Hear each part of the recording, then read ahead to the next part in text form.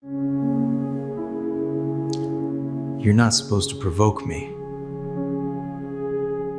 Claire Esposito had a specialty, making the mob boss lose his composure.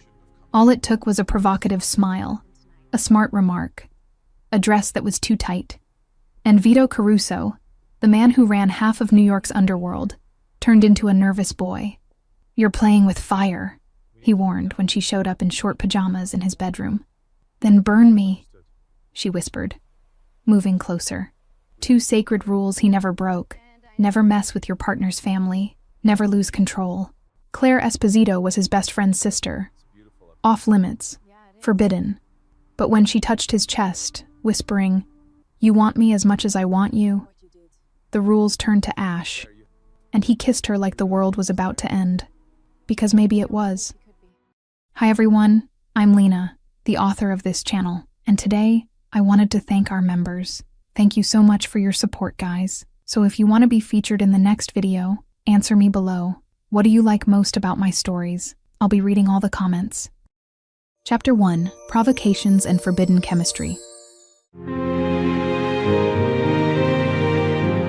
can't resist me.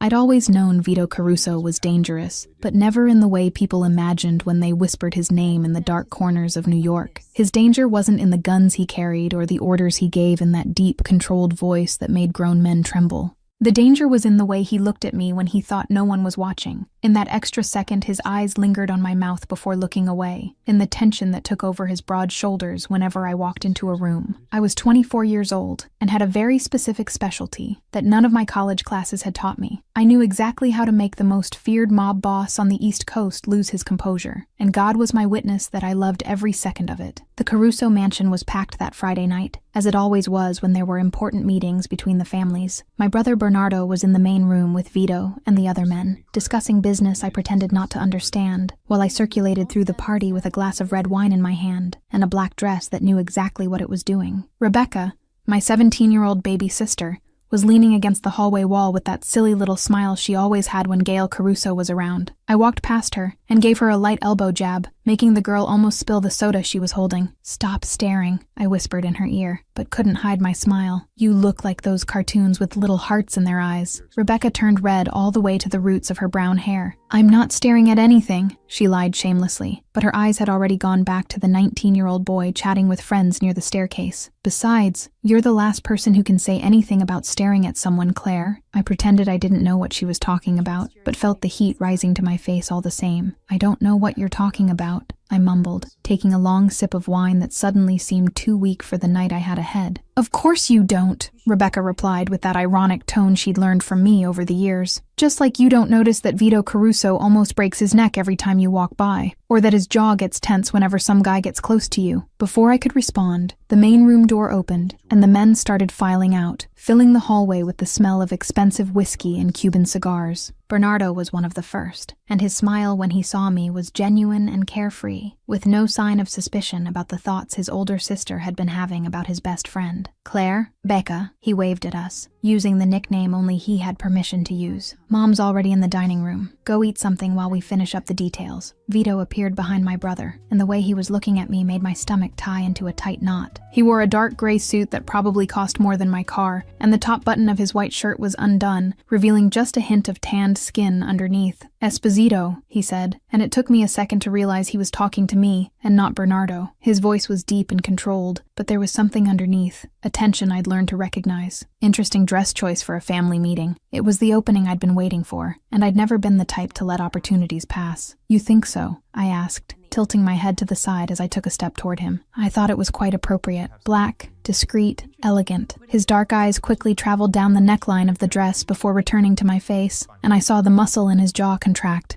"Discreet," he repeated, and there was enough irony in that one word to fill the entire mansion. Interesting definition. Bernardo laughed at something another man had said and moved down the hallway, leaving Vito and me momentarily alone in the crowd of people circulating through the house. Rebecca had finally worked up the courage to talk to Gail, and the two were a few feet away, lost in their own conversation. "Library, 5 minutes," Vito murmured so quietly I almost didn't hear, and then walked away before I could respond, leaving only the smell of his expensive cologne in my racing heart. I waited exactly 3 minutes before slipping away from the party, walking through the mansion's hallways as if I were just looking for the bathroom, but my feet took me straight to the library at the end of the east wing. The door was ajar, and when I pushed it open and entered, I found Vito standing near the enormous shelves of old books, hands in his pockets, and an expression that mixed frustration and desire so intensely it took my breath away. "This is crazy," he said, as soon as I closed the door behind me. "You know that, right? You're the one who called me here," I replied, leaning against the solid wood door, while watching the way the dim light from the lamp cast shadows on his face. "If it's crazy, then you're just as crazy as I am." Vito took 2 steps toward me, eliminating half the distance between us, and the intensity in his gaze made my entire body shiver. "Do you have any idea what you're doing to me?" he asked, and there was something almost desperate in his voice now. "How much I think about you, how much I want you even knowing it's completely wrong. Then show me," I challenged, my heart beating so loud I was sure he could hear it. "Stop talking and show me." He closed the remaining distance in 2 long strides, and then his mouth was on mine, and nothing else mattered. The kiss was urgent and desperate, his hands on my face holding me as if I might disappear at any moment, and I responded with equal intensity, my fingers tangling in the expensive fabric of his suit, as I felt my entire body catch fire. "This can't happen," he whispered against my lips when we finally broke apart to breathe, but his hands slid down to my waist and pulled me closer, completely contradicting his words. "You're Bernardo's sister. This goes against everything. Against the code." "Fuck the code," I said, echoing what he himself thought, but didn't have the courage to admit out loud, and kissed him again before common sense could win. This time was different, slower, but somehow even more intense, and I felt when Vito finally stopped fighting what he felt and simply gave in. His hands explored my waist,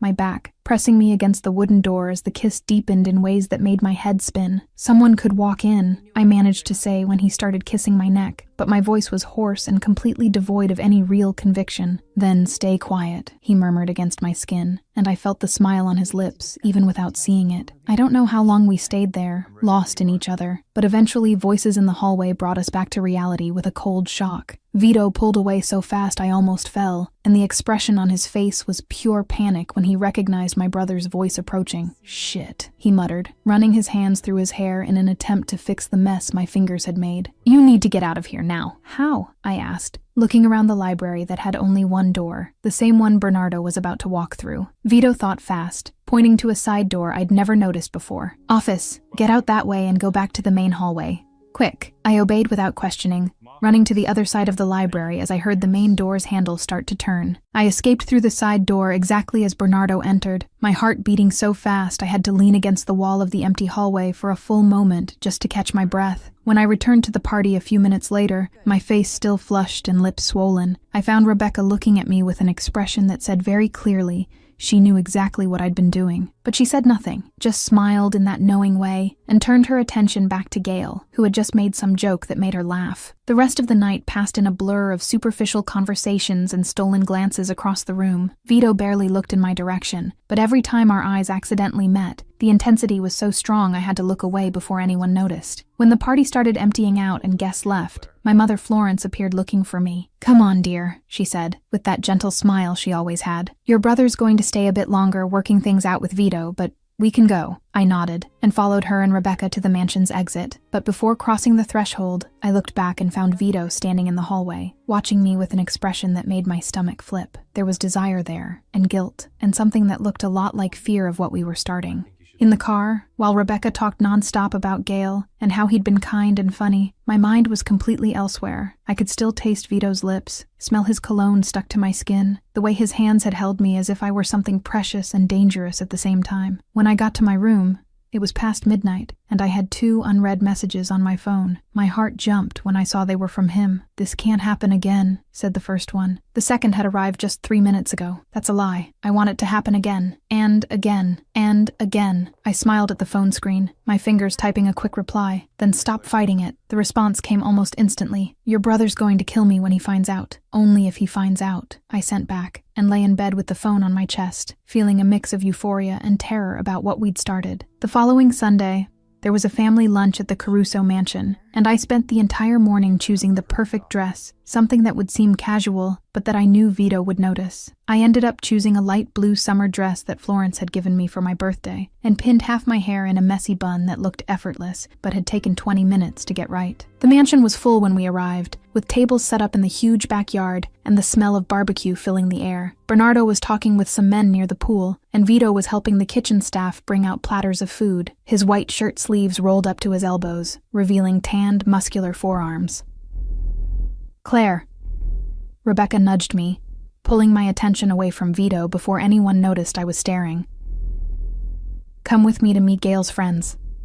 They're super cool." I let my sister drag me to the other side of the yard, but my eyes kept returning to Vito, who had finally seen me and was now holding a platter of meat so tightly I was afraid he'd break the dish. The opportunity appeared an hour later, when most people were distracted, eating and talking. I'd gone to the kitchen to get more ice when I felt a hand on my wrist pulling me into the pantry. "Are you crazy?" I whispered, but there was no real resistance in my words, as Vito closed the door behind us and pressed me against the shelves full of supplies. "Completely," he admitted, and then kissed me with an urgency that stole all the air from my lungs. It was even riskier than in the library, because the kitchen was full of people preparing desserts, and anyone could open the pantry door at any moment. But that only made everything more intense, more desperate, and I found myself responding to the kiss with a hunger I didn't know I had. "Your dress," Vito murmured against my lips, his hands sliding down my waist possessively. "You wear these things on purpose just to torture me." "Maybe," I admitted, smiling against his mouth. "Is it working?" He answered by kissing me again, and this time was different, slower, but somehow even more devastating. I felt when he finally stopped fighting completely, when he accepted that this,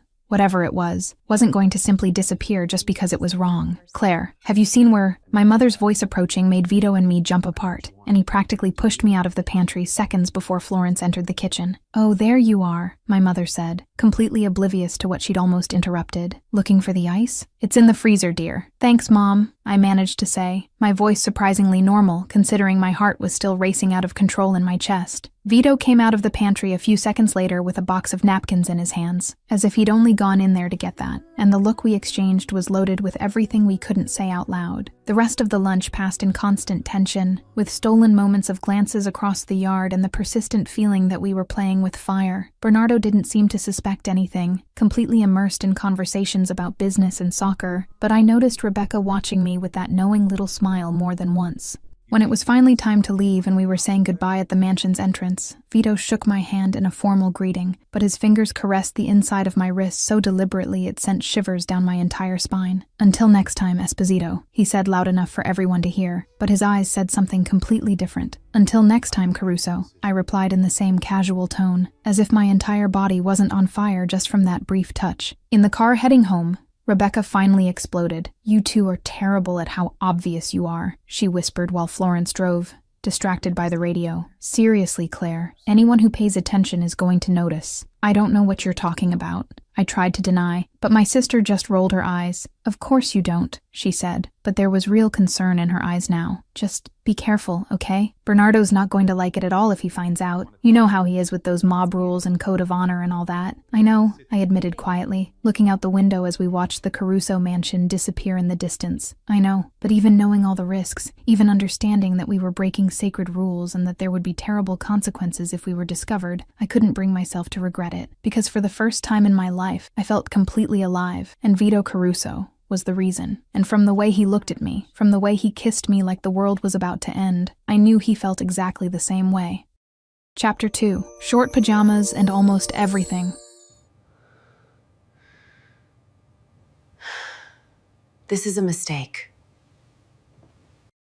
The safe house was 2 hours from New York, hidden among dense trees on a property that officially didn't exist in anyone's records. Vito had several of these scattered along the East Coast, places where delicate business could happen far from prying eyes and illegal wiretaps, and I'd never been to any of them until that Thursday night. "Why do I need to go?" had been my question when Bernardo showed up in the morning telling me to pack a small bag. "I have class early tomorrow, because Mom's going to visit Aunt in Boston, and Rebecca's going with her, and I'm not leaving you home alone with this whole Russo situation heating up," my brother had answered in that voice that didn't accept arguments. "You're staying with me and Vito at the safe house until Saturday." End of discussion. So there I was, sitting in the back seat of the armored SUV as we drove through dark roads, with a small suitcase in the trunk, and my heart beating too fast every time my eyes met Vito's in the rearview mirror. He was driving with Bernardo in the passenger seat, and the tension in the car was so thick I could barely breathe properly. The house was smaller than the Caruso mansion, but still impressive, all made of stone and dark wood, with security cameras in every corner and 2 armed men at the entrance. Vito parked in the underground garage, and my brother practically jumped out of the car,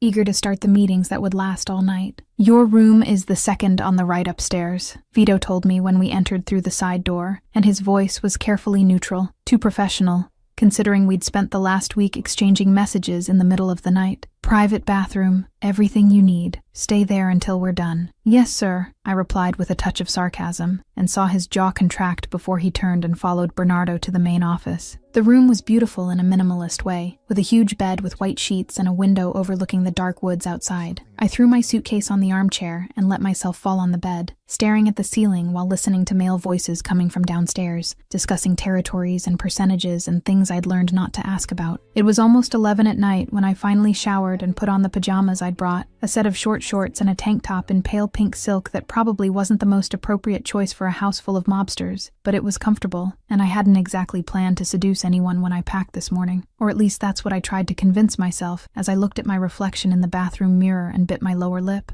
The house was quieter now, and when I carefully opened the bedroom door, the hallway was empty and dimly lit by lights built into the baseboard. I could hear distant voices coming from the ground floor, probably the meeting still in progress, and a sensible part of me said to go back to the room, lock the door, and go to sleep. But I'd never been very good at listening to the sensible part.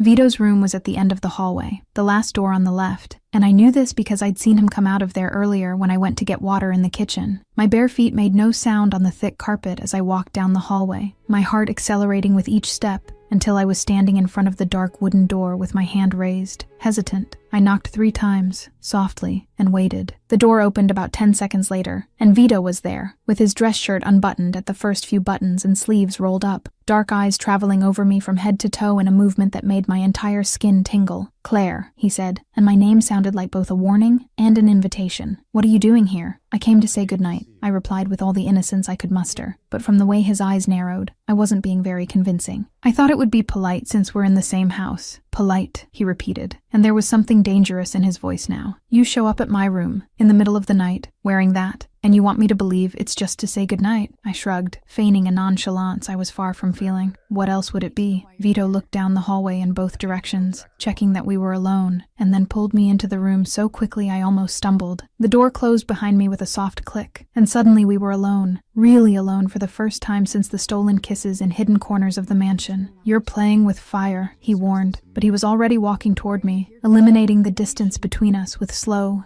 deliberate steps. "Your brother's downstairs. There are 6 armed men in this house. Anyone could come up at any moment." "I know," I admitted, backing up until my back hit the wall, but there was no fear in my chest, only anticipation. "But you still haven't sent me away." "Because I'm weak when it comes to you," Vito said. And then he was so close I could feel the heat from his body, see the small golden flecks in his dark eyes, count every strand of stubble. "You know that. You use it against me. It's not against you if we both want the same thing," I whispered, raising my hand and letting my fingers trace the line of his jaw, feeling the muscles contract under my touch. He held my wrist, but didn't push me away. Instead, he turned his face and pressed his lips to the inside of my hand, a kiss so gentle it stole the air from my lungs. "What do you want from me, Claire?" "You," I answered without hesitation. "I want you, all of you, not just the hidden kisses and secret messages. I want more." Something broke in him with those words, and then his mouth was on mine and there was nothing gentle or hesitant this time. The kiss was urgent and consuming, his hands on my face holding me as if I were something precious, and at the same time something he wanted to devour. I responded with equal intensity, my fingers tangling in the fabric of his shirt, pulling him closer, even when there was no more space between our bodies. "Bed," he murmured against my lips, and I nodded without thinking about the consequences, letting him guide me backward until I felt the soft mattress behind my knees. We fell together onto the huge bed, a tangle of limbs and gasping breaths, and for the first time there were no interruptions or fear of being caught. It was just the 2 of us, and all the desire we'd been suppressing for months, finally free to manifest. Vito's hands explored my waist, my hips, moving up my ribs possessively as he kissed my neck, my collarbone, every inch of skin he could reach. I arched against him, my fingers opening more buttons on his shirt until I could feel the warm skin and defined muscles of his abdomen. Claire, he whispered my name like a prayer, and there was so much emotion in that word I felt my chest tighten. Are you sure? I knew what he was asking, and I also knew that saying yes meant crossing a line there was no coming back from. But when I looked into his eyes and saw all the desire and vulnerability he usually hid so well, there was no doubt in my mind. I'm sure, I answered, pulling him into another kiss that said everything words couldn't express. And that's when we heard the footsteps, heavy, decisive, climbing the stairs in a rhythm I recognized immediately. Bernardo. Vito pulled away from me so fast he almost fell off the bed, eyes wide with genuine panic as he looked at the bedroom door and then at me, still sprawled on the messy sheets. Shit, he whispered with such vehemence that in another situation it would have been funny. Shit, shit, shit. Bathroom, I said, jumping off the bed and trying to fix the pajamas that had shifted during the kiss. I'll go to the bathroom. Vito nodded, already buttoning his shirt with fingers that trembled slightly, while I ran to the bathroom attached to his room and closed the door silently, leaning against it with my heart beating so loud I was sure it could be heard throughout the entire hallway. On the other side of the door, I heard the firm knock on the bedroom, and then my brother's voice. Vito, have you seen Claire? She's not in her room. Haven't seen her, Vito lied, and his voice was surprisingly steady considering what we'd been doing 3 seconds ago. Why? Did something happen? No. Just, I thought it was weird her bedroom door was open and she's not there, Bernardo replied, and I could hear the genuine concern in his voice. I'm going to check downstairs. She probably went to get water or something, Vito suggested too casually. You know how she is. Can't sleep in a different place. There was a pause that was too long, and when Bernardo spoke again, there was something different in his tone. Yeah, you're right. I'll check the kitchen. The footsteps moved away down the hallway, but I waited a full 3 minutes before opening the bathroom door and peeking out. Vito was sitting on the edge of the bed with his head in his hands, and when he saw me, his expression was pure agony. This can't happen, he said, but there was no real conviction in the words. Claire, this is going to kill us. It's going to kill his friendship with me. It's going to destroy everything. I approached and knelt in front of him, forcing Vito to look at me. But it is happening, I replied, echoing the conversation we'd already had before. Vito, this is already happening. It already happened. He's getting suspicious, Vito said quietly, and for the first time I saw real fear in his eyes. You saw the way he paused. He knows something's wrong. He just doesn't know what yet. Then we'll be more careful, I suggested. But even I knew how ridiculous that sounded, considering where we were and what we'd almost done. Vito held my face with both hands, studying me as if trying to memorize every detail. I can't stay away from you, he admitted, and there was defeat in his voice. I tried. God knows I tried. But you destroy me in every possible way, and I still want more. Then stop fighting, I asked, covering his hands with mine. Stop trying to resist this. We both know it's too late to turn back. He pulled me into a kiss, slow and deep, full of promises and unspoken fears. When we separated, we were both breathless, and I knew I needed to get back to my room before Bernardo came up again. Go, Vito ordered softly, but the way his fingers lingered on my face said how much he hated sending me away. Before he comes back, I stood up, checking the hallway before leaving the room, and stopped at the door just long enough to look back. Vito was exactly where I'd left him, sitting on the edge of the bed with an expression that mixed desire and guilt so intensely it made my chest ache. Good night, Caruso, I whispered. Good night, Esposito, he replied, and there was so much emotion in those simple words I felt my heart squeeze. I ran to my room barefoot and silent, closing the door exactly when I heard Bernardo's footsteps coming up the stairs again. I jumped into bed and pretended to be sleeping when my brother opened my bedroom door a minute later, peeking inside. Claire, he called quietly. I pretended to wake up startled, sitting up in bed with still sleepy eyes. Bernardo, what's wrong? Nothing. Just checking, he said, but his eyes scanned the room carefully before returning to me. You okay? I'm fine. Why? There was a pause, and then Bernardo shook his head as if discarding some thought. Nothing. Sleep well, sis. The door closed, and I let my body fall back on the bed, my heart still racing and my lips still tingling from the kiss. I grabbed my phone and saw a new message from Vito that had arrived 30 seconds ago. That was too close. I know, I typed back. Claire, what? The response took almost a minute. I'm completely screwed, because I don't care anymore. Tomorrow I'll regret this decision, but right now, I just want you. I smiled at my phone, my entire body still vibrating with adrenaline and unsatisfied desire. Tomorrow is another day. Good night, Vito. Good night, my love. And as I put away my phone and tried to control my heart beating out of rhythm, all I could think was that we were really screwed, because Bernardo was starting to suspect, and it was only a matter of time before everything blew up in our faces. But in that moment, lying in bed with the taste of Vito still on my lips, I couldn't bring myself to care about the consequences.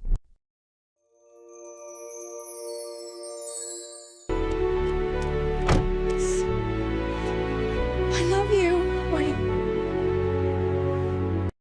Chapter 3. Real Feelings and First Danger. The following week was a carefully orchestrated torture, where Vito did everything to avoid me, and I did everything not to let him. We returned to New York on Saturday morning, and since then he barely looked in my direction when we were in the same space. Always too busy, always with some urgent business he needed to handle in another room. But I'd seen the way he looked at me when he thought no one was watching, and I knew that internal conflict too well to give up now. On Tuesday night, when Bernardo asked me to take some documents to the Caruso mansion because he was stuck in a meeting on the other side of the city, I knew it was my chance. I wore dark jeans and a simple white blouse, nothing provocative this time, because I'd learned I didn't need short dresses to get Vito Caruso's attention. The mansion was strangely empty when I arrived, only 2 guards at the entrance and silence in the hallways that were normally full of movement. I found Vito in the main office, hunched over the huge desk covered with papers and maps, the lamplight casting shadows on his tired face. "Bernardo sent this," I announced from the doorway, holding up the brown envelope my brother had given me. Vito looked up, and his expression closed immediately when he saw me there. "Leave it on the desk," he ordered, turning his attention back to the documents as if I were nothing more than an ordinary messenger. I entered the office and closed the door behind me, and I saw his shoulders tense at the soft click of the lock. "Claire," he warned, still not looking at me. Don't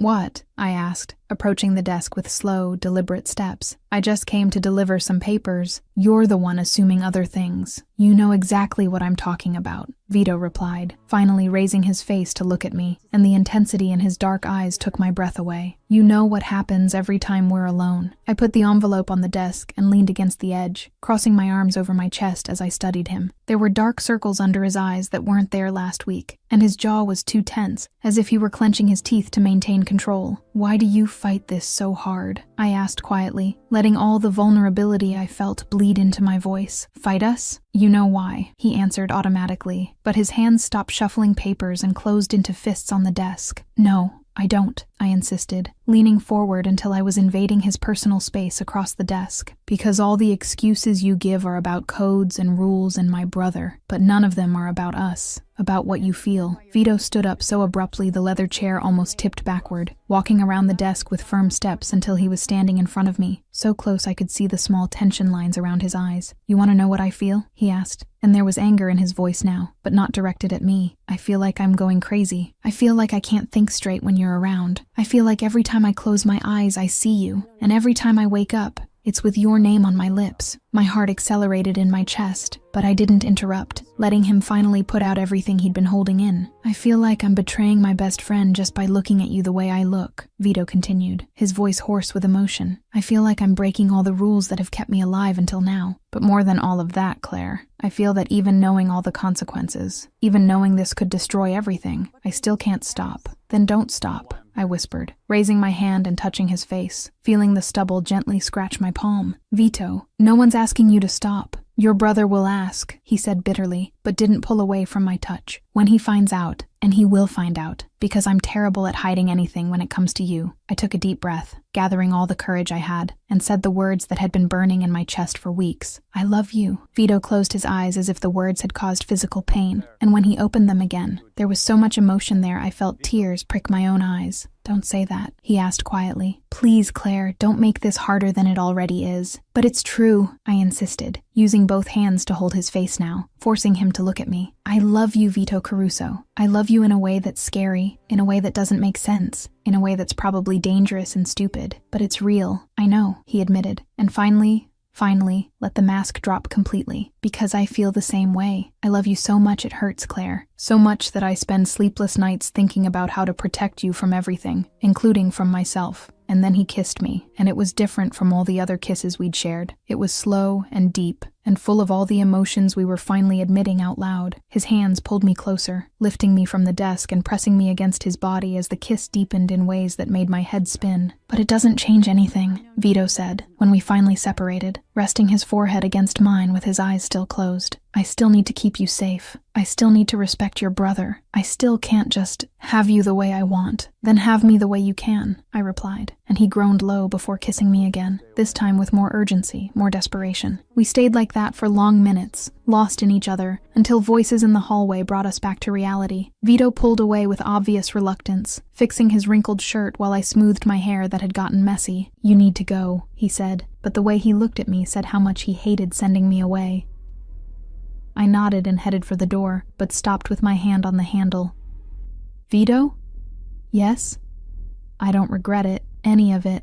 And you shouldn't either." He didn't answer, but the way his eyes brightened was answer enough. The following days passed in a fog of stolen glances and discreet messages, and Bernardo was definitely starting to notice something. He asked me strange questions, like if I was seeing anyone, if I'd met any new guy, if everything was okay with me because I seemed different lately. "I'm just tired from classes," I lied every time, but I saw the doubt in my brother's eyes and knew we were walking on thin ice. It was on Friday that everything changed. I was leaving the university when I noticed the car, a black sedan with dark windows that wasn't there when I went into class 3 hours ago, strategically parked near the exit with the engine running. Something in my stomach turned, some survival instinct that comes from growing up in a mob family, and I pulled my phone from my pocket as I quickened my pace toward my own car. I had just dialed Bernardo's number when 2 men got out of the sedan, and the way they looked at me left no doubt I was the target. "Claire Esposito?" one of them asked, and the Italian accent was thick and threatening. I didn't answer, just ran. I heard shouts behind me, heavy footsteps following me, and then hands grabbed my arm, pulling me with so much force I dropped my phone on the asphalt. I fought like crazy, kicking and screaming, until a hand covered my mouth and I heard a voice whisper in my ear, words in Italian I didn't understand, but that made my blood run cold. And then,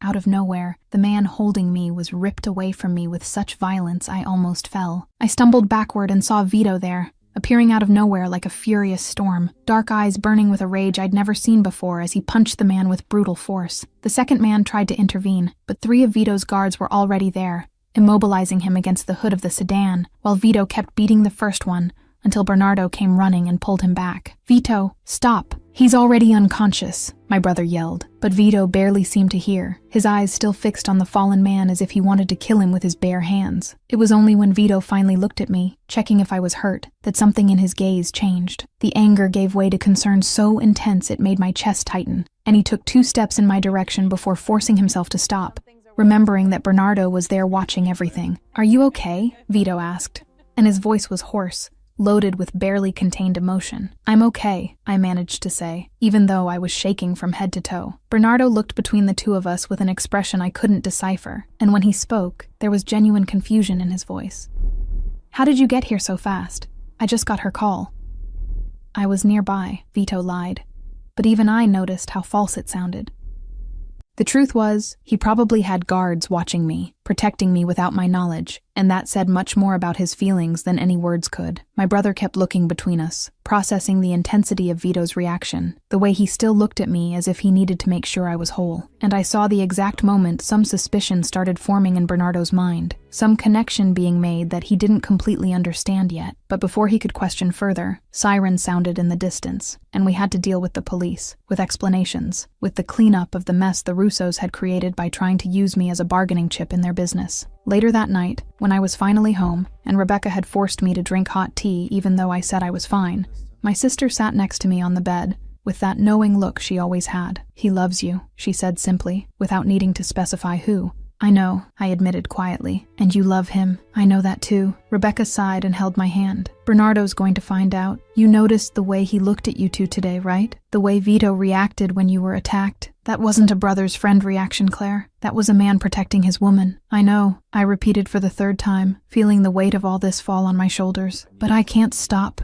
We tried, Becca. God knows we tried. But it's too late." My sister pulled me into a tight hug. "Then get ready, because when it blows up, it's going to be ugly." And as I lay in bed later, looking at my phone with 5 unread messages from Vito, all asking if I was okay, if I needed anything, if I wanted him to come over, I knew Rebecca was right. The time bomb was ticking, and it was only a matter of time before everything exploded in our faces.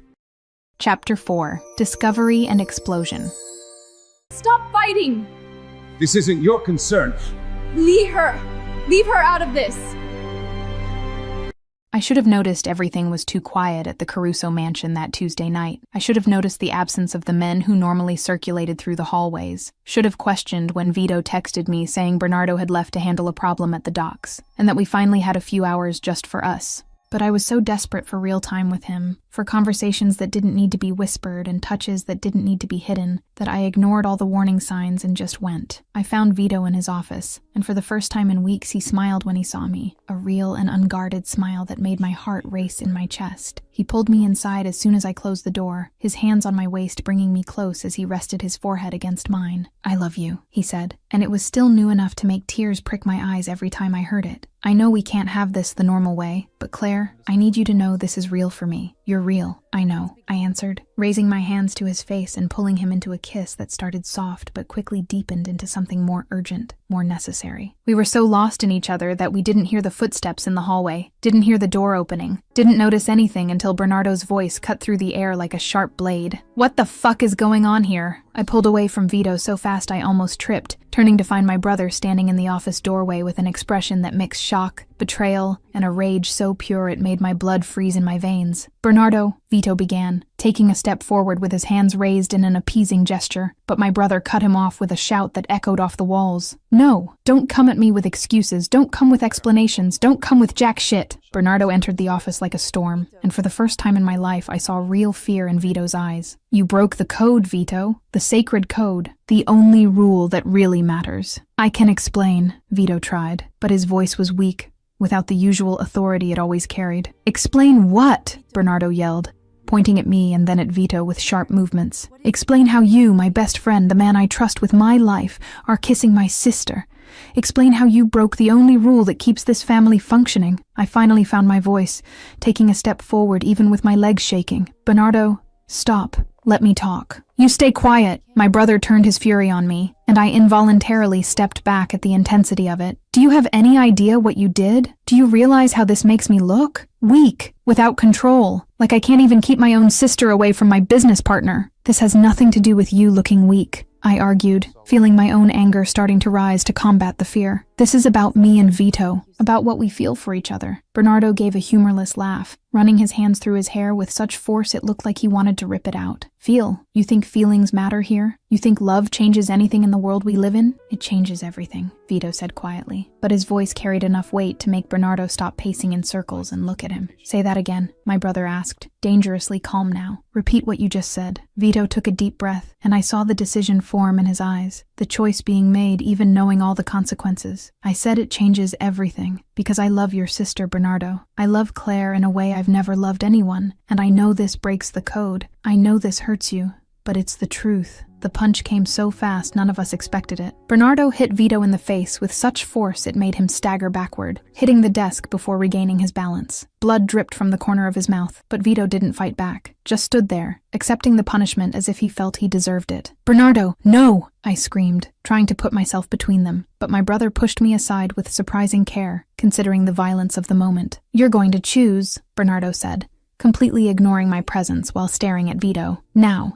Here, her or our partnership, her or the business, her or everything we've built together over the last 10 years. "Bernardo, you can't do this," I protested, but he kept ignoring me, his eyes fixed on Vito as if I didn't exist. Vito wiped the blood from his mouth with the back of his hand, and when he spoke, his voice was broken. "Don't make me choose. Please, brother. Don't make me choose between you and her. I'm not your brother anymore." Bernardo spat the words like poison. "Brothers don't do this. Brothers don't betray. So choose. Now!" The silence that followed was deafening, and I saw Vito struggling internally, the conflict clear on his face. He looked at me, and there was so much pain in those dark eyes I felt my heart break. Vito began, but couldn't finish the sentence. "He doesn't have to choose because I already chose," I shouted, finally making Bernardo look at me. "I choose him. I choose Vito. And no matter what you do, that's not going to change." My brother stared at me as if seeing a stranger, and when he spoke, his voice was ice cold. "Then you leave me no choice." He took his phone from his pocket and dialed a number, and my stomach sank when I realized what he was doing. "Get the jet ready," Bernardo ordered, whoever was on the other end. "Destination Rome. Departure in 3 hours. No, I whispered, shaking my head. Bernardo, no, you can't. I can and I will, he replied, already typing another message on his phone. You're going to Italy tomorrow morning, and you're staying there until I decide it's safe for you to come back, which might be never. You have no right, I screamed, feeling tears of rage and despair stream down my face. I'm an adult. You can't send me to another country against my will. I can and I will, Bernardo repeated, and there was a finality in the words that scared me. Either you go willingly, or I put you on that plane by force. Your choice. Bernardo, please. Vito finally spoke, and there was pleading in his voice. Don't do this to her. I'll leave. I'll dissolve the partnership. I'll leave New York. Just don't send her away. Too late, my brother said, turning his back on us. I trusted you with my life, Vito, with my family, with my sisters, and you broke that in the worst possible way. So no, you don't leave New York. You stay here and remember every day what you lost when you decided to break the code. He stopped at the door and looked back one last time. You have 2 hours to pack, Claire. The car will pick you up at home at 7. Don't try to run because I'll have men watching. I hate you, I screamed, but Bernardo had already left, leaving only the echo of my words in the empty office. Vito pulled me into a hug so tight I could barely breathe, and I felt when his body started shaking with the force of the emotions he was holding back. I'm sorry, he whispered in my hair. I'm sorry, I'm sorry, I'm sorry. It wasn't your fault, I replied, even knowing it was a lie. It was both our faults. We were equally responsible for thinking we could have this without consequences. I'll come get you, Vito promised, pulling back enough to hold my face and make me look at him. No matter how long it takes, no matter what I have to do, I'll come get you, Claire. What if he never lets me come back? Then I'll go to Italy, he said without hesitation. I'll give up everything here and come after you, because you're worth more than any business, more than any partnership, more than anything in this world. We kissed one last time, desperate and salty with our tears, and when he finally let me go and sent me home to pack, all I could think was that Bernardo had won. He had separated us, and I had no idea when or if I'd be able to come back. Chapter 5: Exile and Separation.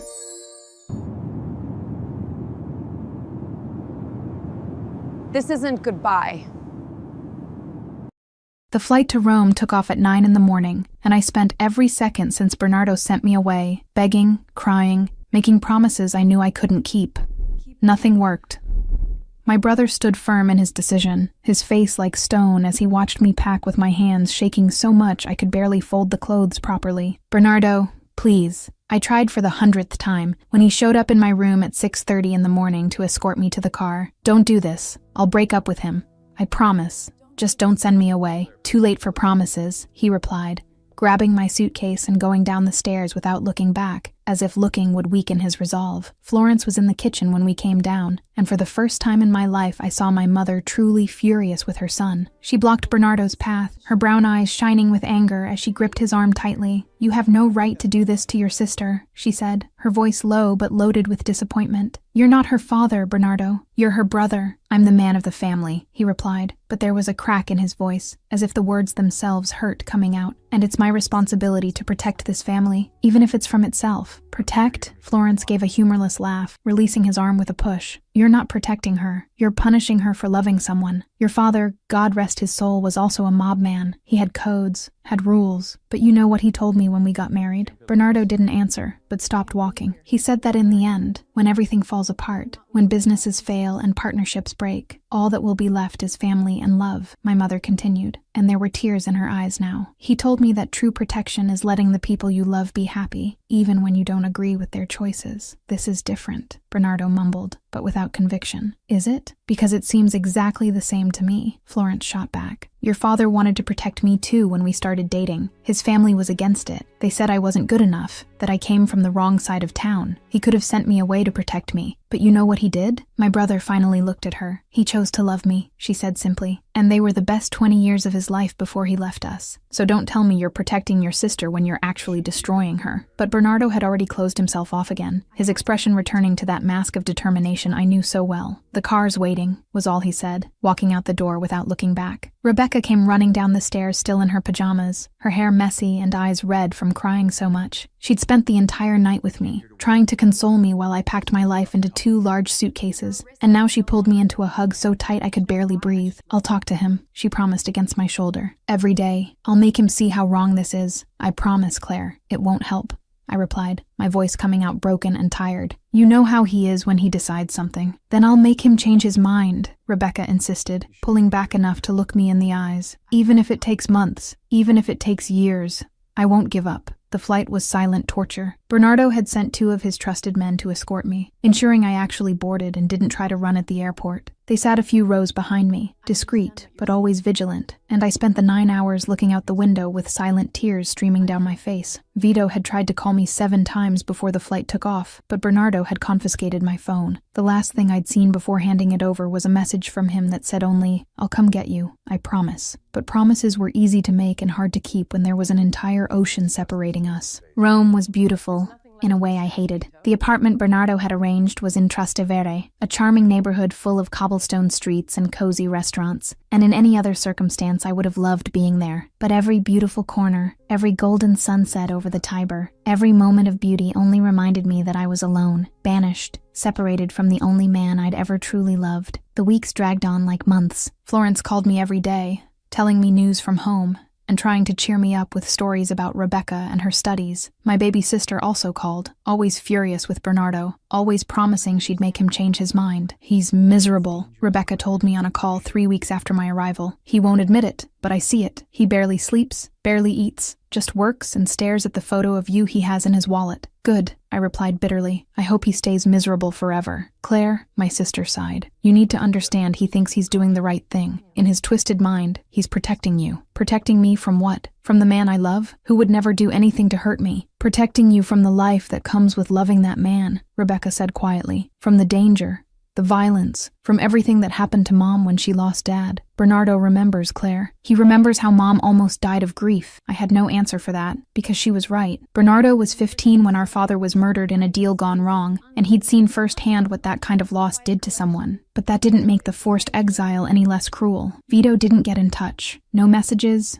no calls, no emails, and that hurt more than anything, because it meant either Bernardo was preventing him from talking to me, or worse, that Vito had given up, that he'd chosen the business, the partnership, the sacred code I'd asked him to break. "He's working non-stop," Rebecca told me a month later. "Gail told me Vito barely leaves the office, that he sleeps there, eats there, lives there, and that he's different, colder, more closed off, like a worse version of himself. He forgot about me," I whispered into the phone, feeling a new wave of tears threaten to fall. "No, Claire. Gail said it's the opposite, that Vito's like this precisely because he can't forget, that he's punishing himself for letting Bernardo send you away." But knowing that didn't make the separation any easier. I woke up every day in that beautiful apartment in Rome, looked at the city sprawling below, and all I felt was emptiness. I started taking Italian classes to pass the time, met some American expats who were also living in the city, but nothing filled the hole Vito had left in my chest. Florence called on a Thursday night, 6 weeks after my exile, and her voice was heavy with concern. "Honey, I need to tell you something about your brother." My stomach sank. "What happened?" "He and Vito had an ugly fight today. Physical. Gail had to separate them," she said, and I could hear the exhaustion in her voice. "Vito demanded to know when you'd be able to come back. Bernardo said never. Vito said he'd go to Rome then. Bernardo said if he did that, the partnership was over." "And what did Vito say?" I asked, gripping the phone so hard my fingers went white. "He said he didn't care anymore, that he'd dissolve everything, pass the business to Gail, and come after you," Florence replied, and there was something like hope in her voice. "Bernardo hit him again, said if Vito did that, he'd never let you return to New York, that you'd be banished forever." I closed my eyes, feeling the weight of the impossible choice they were forcing Vito to make. And now they're not speaking. The partnership's hanging by a thread, and we're all paying the price for your brother's stupid pride. That night, alone in the apartment in Rome, I wrote a letter, not to Vito, because I knew Bernardo would never let it reach him, but to Gail, asking him to deliver a message. Tell him not to come. Tell him I'll be okay. Tell him he can't throw everything away because of me. And tell him I still love him, even from afar, even knowing we might never get to have this the way we wanted. Gail's response came a week later, in a quick call he made hidden from his brother. "He read your message," the boy said, "and you know what he did? Ripped it up. And said you don't get to decide for him, that if you think he's going to give up that easily, you don't really know him. Gail, he can't. I argued. Bernardo will have to accept it eventually, Gail cut me off. Because Vito's not bluffing, Claire. He really is going to dissolve the partnership and come after you. He's just waiting for the right moment. But the weeks turned into months, and the right moment never came. Bernardo maintained his iron position. Vito worked like a man possessed to hide the pain, and I withered away in Rome, counting the days and losing hope a little more each morning I woke up alone. Florence was right when she said our father wanted to protect, but that the best years of his life were by her side. And Bernardo was making the same mistake, only in reverse, thinking that separating people protected them when it actually only destroyed them. But convincing my stubborn brother of that seemed as impossible as swimming across the ocean to get back home, to get back to Vito, to get back to the life they'd stolen from me. Chapter 6. Real Danger. He will come! And I'm going to make you pay. And the call. 3 months. 90 days exactly since Bernardo put me on that plane, and I'd stopped counting the hours I spent looking out the window of the apartment in Rome, waiting for a change that never came. The routine had become mechanical. Wake up, make coffee, go to Italian classes, come back, have dinner alone, sleep, repeat. The 2 guards Bernardo had left with me were discreet, but always present, a type of invisible prison that constantly reminded me I wasn't there by my own choice. They followed me when I went out, stayed outside the apartment when I was inside, and reported my every move back to New York. It was on a Tuesday, 3 months and 4 days after the exile, that everything changed. I'd gone out to buy bread at the corner bakery, a 5-minute walk I took every day, so routine the guards barely paid attention. The street was busy with tourists and locals enjoying the autumn sun, and I was distracted looking at an antique shop window when I felt the hand on my arm. Claire Esposito, a male voice said in English with a heavy Italian accent. You're coming with us. Quietly, I turned and found 2 men I didn't know, but the way they were positioned, blocking my exit, and the suspicious bulge under one's coat told me everything I needed to know. My heart raced, but years growing up in a mob family had taught me not to show fear. You have 5 seconds to let me go before my guards show up,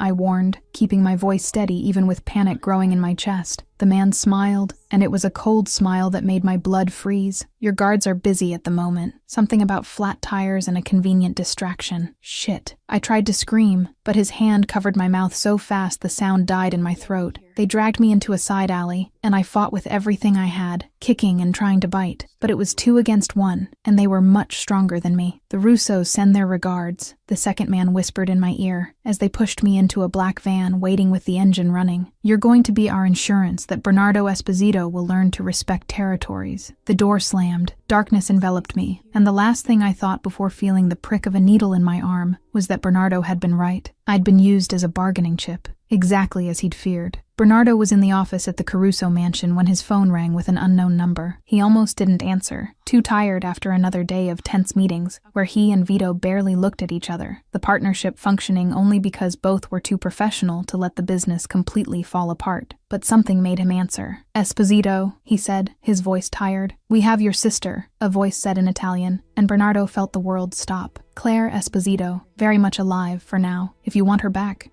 you'll have to negotiate. The phone almost fell from his hand. What? Where is she? Calm down, the man on the other end said with false cordiality. She's fine. A little scared, but fine. How long she stays that way depends on you. Vito, who was on the other side of the office reviewing contracts, looked up when he heard the panic in Bernardo's voice. His eyes narrowed, his entire body going tense with instant alert. What do you want? Bernardo asked, already on his feet, pacing in circles as he ran his free hand through his hair. We'll discuss that in person. You have 24 hours to get to Rome, alone, or your little sister starts losing fingers, the voice said casually, as if discussing the weather. Oh, and Esposito? Don't even think about involving the police. We have eyes everywhere. The call dropped. Bernardo stood frozen, phone still in hand, his face completely white. When he finally looked at Vito, there was pure terror in his eyes, all the anger and distance from the last months momentarily forgotten in the face of panic. What happened? Vito asked, already crossing the office. Claire, Bernardo managed to say, his voice coming out strangled. They took Claire, the Russos, in Italy. Vito went completely still for 2 seconds, processing the information, and when he spoke again, his voice was dangerously calm. When? Now, a few minutes ago. They gave me 24 hours to go to Rome. Bernardo ran his hands over his face,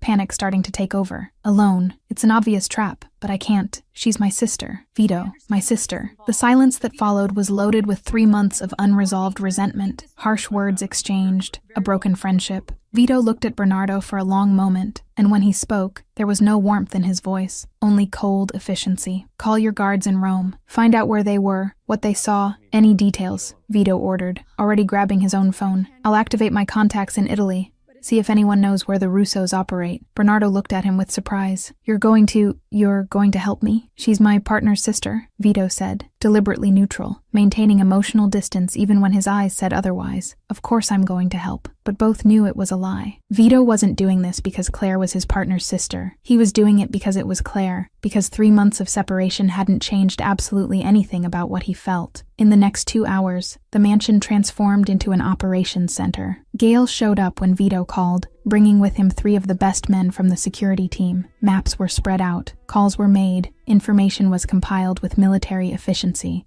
Bernardo was visibly falling apart, pacing in circles and running his hands through his hair repeatedly as he tried to think, plan, but the panic was winning. It was Vito who grabbed him by the arm and forced him to sit. "Stop!" he ordered. "You're no good like this. Breathe. Focus. How can you stay so calm?" Bernardo exploded, standing up again. "They have my sister. Because panicking won't bring her back," Vito replied with a calm that seemed almost unnatural. "So you're going to control yourself. Help me plan this right. And we're going to get her." Bernardo looked at him, really looked, and saw something in Vito's eyes he couldn't fully identify. There was control there, yes, but underneath there was something cold and deadly, a fury so intense it was being compressed into pure determination. "How do you know where the Russos operate in Rome?" Bernardo asked suddenly, realizing Vito was coordinating with contacts he didn't know. "Because I spent the last 3 months mapping their every move," Vito replied, without looking at him, marking positions on a map. "Since they tried to grab Claire that time in New York, I knew they'd try again." You were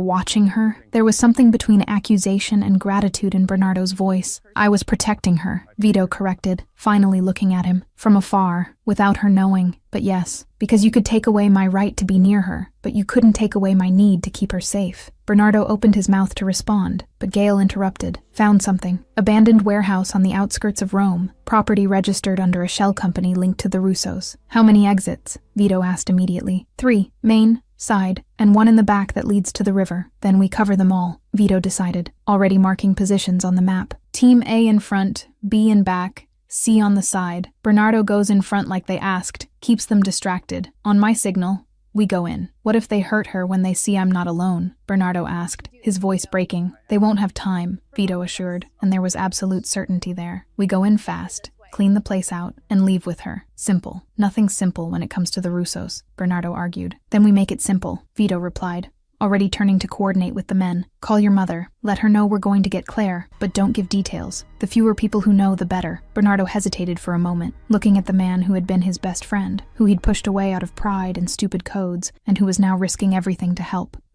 Later, Vito cut him off, knowing what was coming. "We'll talk later. Right now we focus on getting her out." The call to Florence was brutal. Bernardo had to listen to his mother panic, cry, ask how this happened when she was supposedly safe in Italy. Rebecca grabbed the phone at some point, and her voice was cold, in a way he'd never heard before. "You did this," she accused. "You sent her there. You put her in danger." "Rebecca, bring her back," his younger sister ordered. "Bring Claire back, Bernardo, or I'll never forgive you." The line went dead, and Bernardo stood staring at the phone with the weight of guilt crushing his shoulders. Vito appeared beside him a few minutes later. "Jet's ready. We leave in 20 minutes, he informed. And then, lower. She's going to be okay. We won't let anything happen to her." "You can't promise that," Bernardo said tiredly. "I can and I will," Vito shot back. "Because I don't fail when it comes to her. Never have. Not going to start now." The flight to Rome was tense and silent. Bernardo tried to sleep and couldn't, kept looking out the window and seeing only his own guilt reflected in the dark glass. Vito spent the entire flight on the phone, coordinating with contacts in Italy, confirming positions, checking equipment. "How did you build this whole network?" Bernardo asked at some point, unable to stay silent any longer. "These contacts, this information. You don't do this in 3 months. You do when you don't sleep,"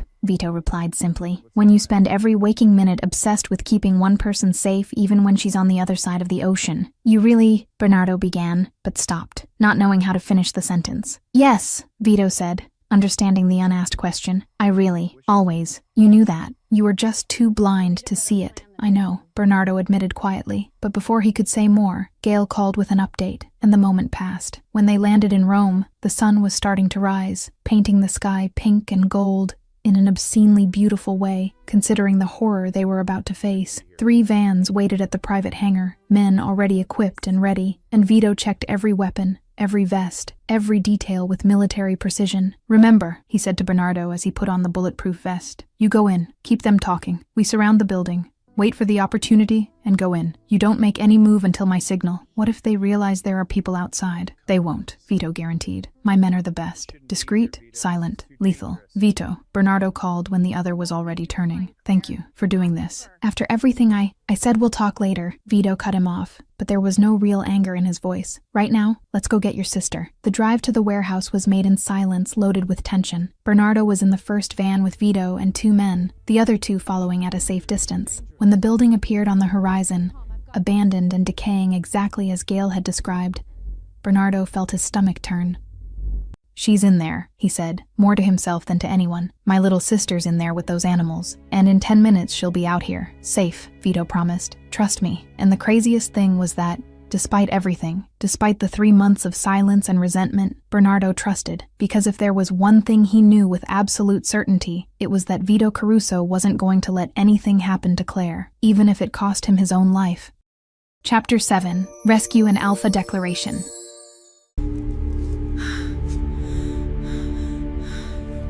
I'm here. Vito! You're safe now.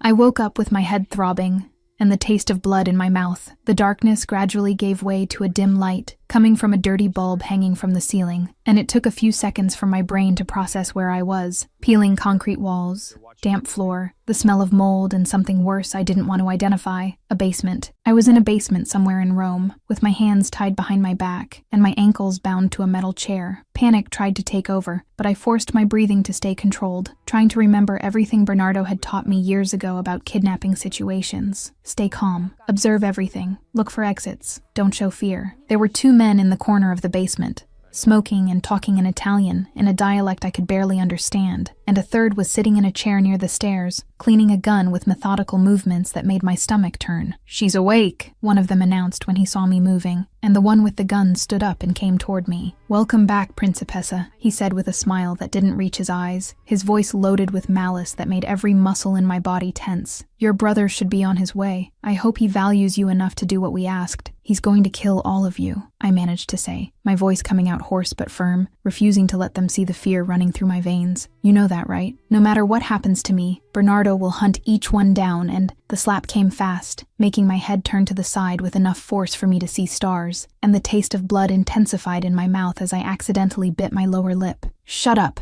the man ordered, leaning his face too close to mine. "Nobody asked for your opinion." I spit blood on the floor at his feet and looked up with all the anger I felt burning in my chest. "You just signed your death sentence," I said, maintaining eye contact, even when he raised his hand to hit me again. But before he could, an explosion shook the entire building, so strong that pieces of concrete fell from the ceiling and the lamp swung violently. The sound of breaking glass came from above, immediately followed by screams and gunshots that echoed through the thin walls of the warehouse, and the 3 men in the basement immediately grabbed their guns, running to the stairs while shouting orders in Italian I couldn't fully understand. My heart raced in my chest as I fought against the ropes binding my wrists, ignoring the pain when the rough fiber cut my skin and made blood drip down my fingers. Bernardo. It had to be Bernardo. He'd come. More shots echoed through the building, closer now, voices shouting in English mixed with Italian, and then heavy footsteps coming down the stairs made me freeze, praying it was rescue and not more captors coming to use me as a human shield. And then Vito appeared at the base of the stairs, and I'd never seen anything so beautiful and terrifying in my life. He was dressed all in black, with a bulletproof vest that had bloodstains that clearly weren't his, a gun still in his right hand, and the expression on his face when he saw me was such an intense mix of relief and murderous fury.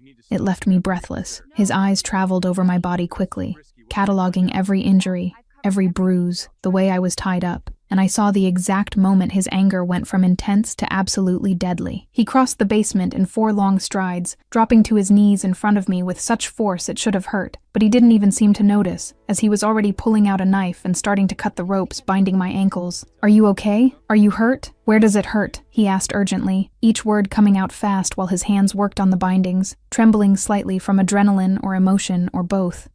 I think I'm okay," I managed to say, but my voice came out weaker than I wanted, brittle at the edges in a way that revealed exactly how scared I'd been. Vito cut the last rope, and immediately his hands were on my face, on my shoulders, running down my arms as he checked for injuries, his dark eyes searching mine with an intensity that made my chest tighten. "They hurt you." It wasn't a question. It was a statement loaded with violent promises, as his fingers gently brushed the bruise I could feel forming on my face where the man had hit me. "They put their hands on you." "Vito, I'm fine." I started. But then everything I'd held back, all the fear and terror of the last hours, finally came out in uncontrolled sobs that shook my entire body. Vito pulled me into a hug so tight I could barely breathe, one hand holding my head against his chest, while the other squeezed my waist, as if wanting to fuse me into him, protect me from the entire world with his own body. "Never again," he said against my hair, his voice hoarse with emotion I could feel vibrating in his chest. "Never again are you far from me, Claire. Never again. I don't care about anything, about codes,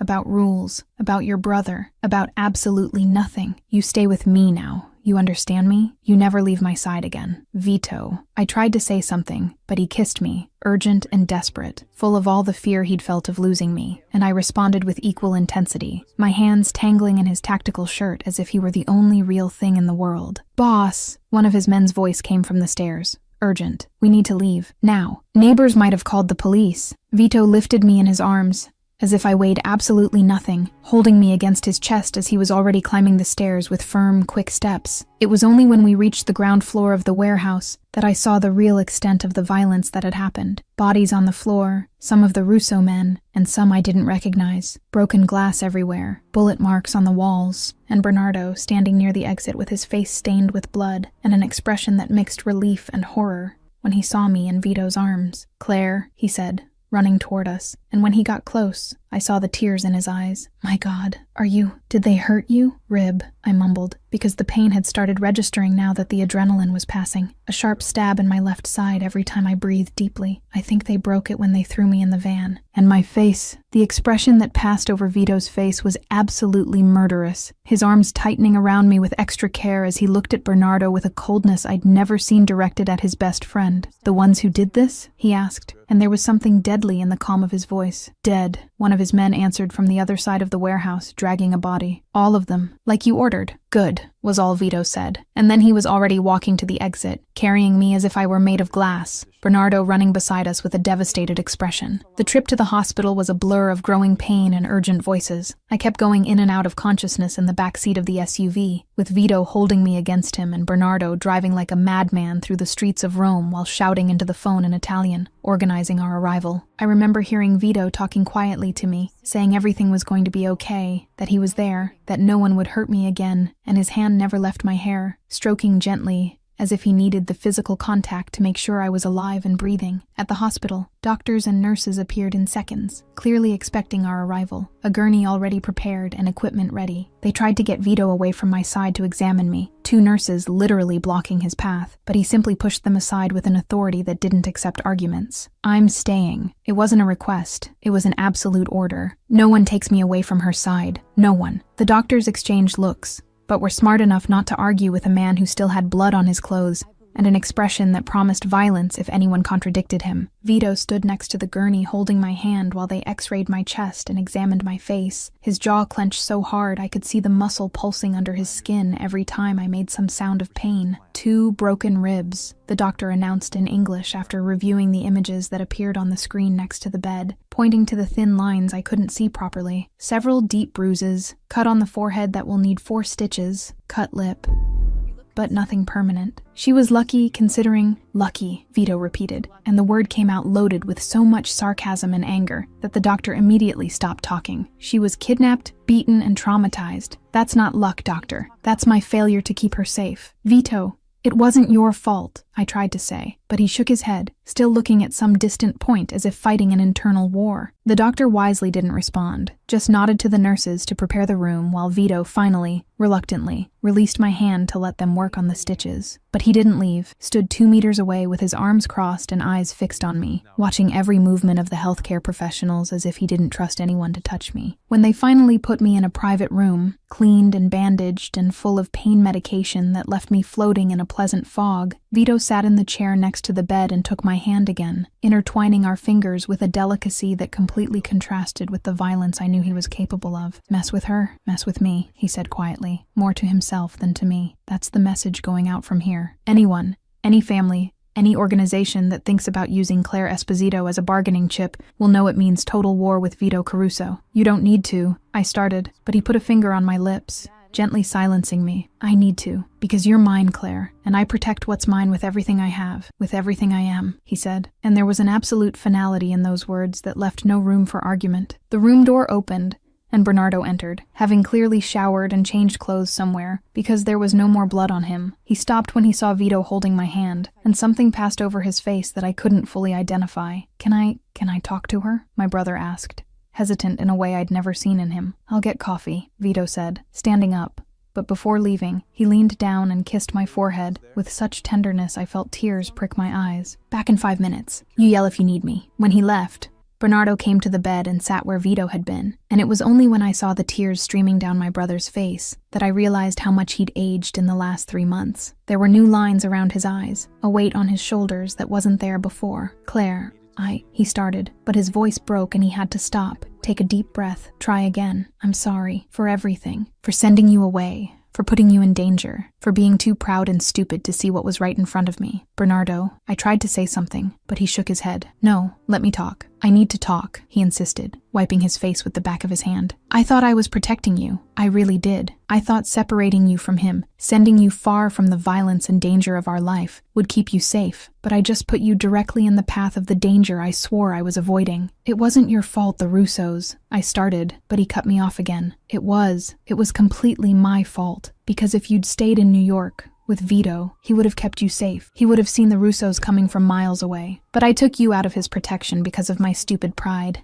and the idiotic code I valued more than your happiness," Bernardo said, each word coming out like a painful confession. Voices came from the hallway outside the room, and I recognized Vito's talking to someone, probably a doctor or nurse. Bernardo looked at the door, and then back at me. "I need to tell you something. Something I saw today that finally made me understand." "What?" I asked, curious despite the exhaustion and pain. "When we entered that warehouse, the Russo men tried to use you as a shield. They tried to grab you and threatened to kill you if we didn't back off," Bernardo said, and his eyes went distant, as if reliving the moment. "And Claire, I saw Vito completely lose control. I'd never, in 10 years of friendship, seen him like that. He killed the 3 men who were near you in less than 30 seconds, with his bare hands, and then went down to that basement, like it was the only thing that mattered in the entire world." I said nothing, just held my brother's hand and let him continue. And I realized he wasn't doing this because you're my sister. He wasn't doing it for me, for the partnership, for the code. He was doing it because you're his, because he loves you in a way I didn't understand until I saw it with my own eyes, Bernardo said, his voice getting firmer now. "You're the most important thing to him, more than business, more than the mob, more than his own life. And I was an idiot not to see that before." The room door opened and Vito came back, stopping when he saw the scene of Bernardo holding my hand, and both of us visibly emotional. "Sorry, I can come back later." He started to turn, but Bernardo called him. "Vito, stay. I need to talk to you too," my brother said, standing up from the chair. The 2 men looked at each other for a long moment, years of friendship and months of hurt hanging in the air between them, and then Bernardo took the first step. "You really love her, don't you? It's not just attraction or lust or anything superficial. You really love my sister." Vito didn't hesitate for even a second. "More than my life," he replied simply, as if it were the most obvious truth in the world. "I always have, since long before you found out, and I'll keep loving her until my last day." Bernardo nodded slowly, processing, and then did something that completely surprised me. He extended his hand to Vito. "Forgiveness, for everything, for the pride, for doubting you, for separating you two, and especially forgiveness for not seeing that you were always exactly what she needed." Vito looked at the extended hand, then at Bernardo's face, searching for some sign of falseness or manipulation, and finding nothing but genuine sincerity. He shook my brother's hand, and when he spoke, there was emotion in his voice too. "Thank you for finally trusting me with her." "It's not trust," Bernardo corrected, releasing the hand but maintaining eye contact. "It's recognition, that she was never mine to give or deny. She's her own first, and she chose you, and I respect that choice now." The 2 men looked at each other, and then Bernardo pulled Vito into a quick hug, patting his back the way men do when they want to express emotion but don't know how. When they separated, my brother turned to me with a small, sad smile. "She's yours now," Bernardo said to Vito, but looking at me, "officially, completely. You take care of her, protect her, make her happy. And Claire," he turned completely to me, Forgiveness for wasting 3 months you could have had together. Forgiveness for letting my pride matter more than your happiness. And forgiveness for only learning the lesson after almost losing you. You're an idiot, I managed to say through the tears now flowing freely. But you're my idiot brother. And I love you even when I want to kill you. Bernardo laughed wetly, wiped his own eyes, and kissed my forehead before heading to the door. I'll call Mom, tell her you're okay, and let you two have a moment. When the door closed behind him, Vito returned to the chair at my side, taking my hand again and bringing it to his lips to kiss each finger separately. Did you hear? He asked quietly. Every word, I admitted. And he's right, about everything, including about you being mine, he teased. But there was seriousness underneath the playfulness, especially about that, I replied, pulling him closer until I could touch his face. I was always yours, Vito Caruso, even when you fought against it, even when my brother tried to separate us. Always. He kissed me then, soft and reverent, as if I were something precious he'd almost lost,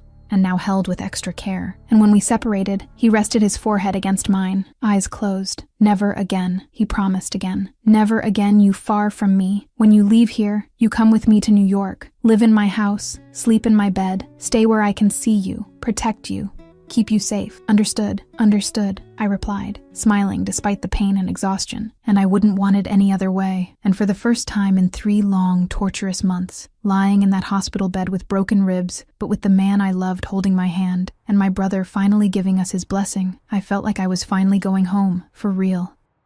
Chapter 8. Coming Home and Acceptance. I'm safe now. I'm safe now.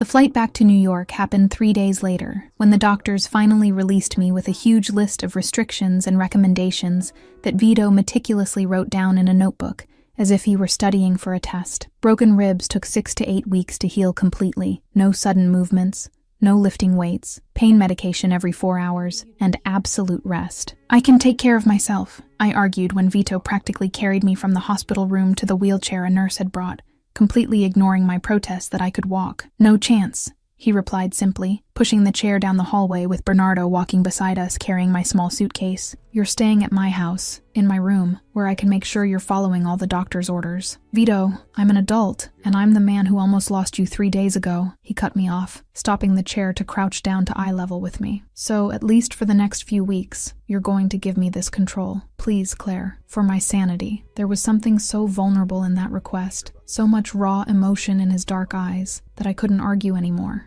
Okay, I agreed quietly, but only for a few weeks. We'll see, he murmured, kissing my forehead before going back to pushing the chair. The private jet was waiting at the same hangar we'd rushed out from days ago to rescue me, and Gail was there too, having flown to Rome the previous morning to help coordinate the cleanup of the operation. When he saw me, his face lit up with genuine relief. Claire, thank God you're okay, he said, coming to hug me carefully, aware of my injuries. Rebecca's going crazy in New York wanting news. She made me promise I'd take 1,000 photos to prove you're alive. Take as many as she wants, I replied, smiling despite the pain that still throbbed in my side every time I breathed too deeply. How is she? And Mom? Your mother is relieved, worried, anxious to see you, Gail replied, exchanging a look with Bernardo I couldn't interpret. And Rebecca is, well, being Rebecca. She's already started planning a welcome party that your brother has forbidden 3 times. During the flight, I slept most of the time, lying on one of the reclining sofas with my head in Vito's lap, while he worked on his laptop with one hand and kept the other in my hair, stroking gently. I woke up a few times and found him always there, always vigilant, as if afraid I'd disappear if he blinked. You need to sleep too, I mumbled one of those times, looking up and seeing the dark circles under his eyes. I'll sleep when you're safe in New York, he replied, but the way his fingers trembled slightly in my hair told me how much adrenaline and caffeine he was using to stay awake. It was late at night when we landed in New York, and an SUV was already waiting at the private hangar with 2 of Vito's guards. The Caruso mansion was lit up when we arrived, all the windows shining as if waiting for our arrival, and when the main door opened, Florence came running down the stairs with Rebecca right behind her. My girl, my mother cried, pulling me into a hug so tight I groaned in pain involuntarily,